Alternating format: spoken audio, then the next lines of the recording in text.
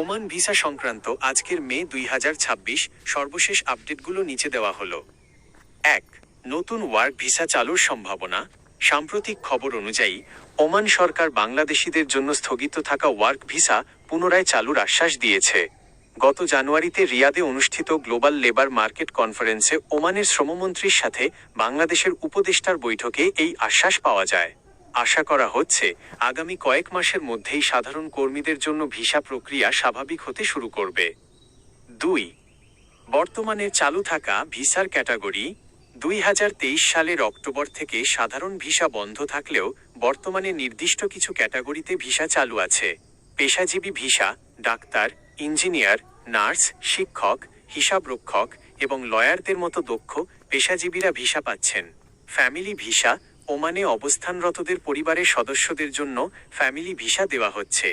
GCC visit visa, যারা GCC উপসাগরীয় সহযোগিতা পরিষদ দেশগুলোতে বসবাস করেন তারা ওমান ভিজিট ভিসা পাচ্ছেন। অফিসিয়াল ও ইনভেস্টর ভিসা, সরকারি কাজে বা বিনিয়োগের উদ্দেশ্যে ভিসা পাওয়া যাচ্ছে। ৩. নতুন নিয়ম ও শর্তাবলী। 2026 সালের শুরু থেকে ওমান গমনেচ্ছুদের জন্য কিছু নতুন নিয়ম কঠোর করা হয়েছে। সনদ যাচাই বাধ্যতামূলক। এখন থেকে ওমান যেতে হলে আবেদনকারীর শিক্ষাগত যোগ্যতা ও পেশাগত দক্ষতার সনদ সার্টিফিকেট যথাযথভাবে যাচাই অ্যাটেস্টেশন করা বাধ্যতামূলক করা হয়েছে। Visa transfer, visa conversion, tourist বা ভিজিট ভিসায় গিয়ে সেটিকে কাজের ভিসায় রূপান্তর করার সুযোগ বর্তমানে বন্ধ রয়েছে। ৪. অবৈধ কর্মীদের বৈধতা। ওমান সরকার বর্তমানে সেখানে থাকা অনিয়মিত বা অবৈধ কর্মীদের কোনো জরিমানা ছাড়াই বৈধ হওয়ার সুযোগ রেগুলারাইজেশন দিচ্ছে।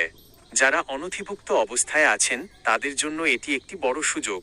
পরামর্শ: ওমান যাওয়ার জন্য কোনো দালালের সাথে লেনদেন করার আগে অবশ্যই জনশক্তি কর্মসংস্থান ও প্রশিক্ষণ ব্যুরো BMET বা ওমান দূতাবাসের মাধ্যমে ভিসার সঠিকতা যাচাই করে নেবেন।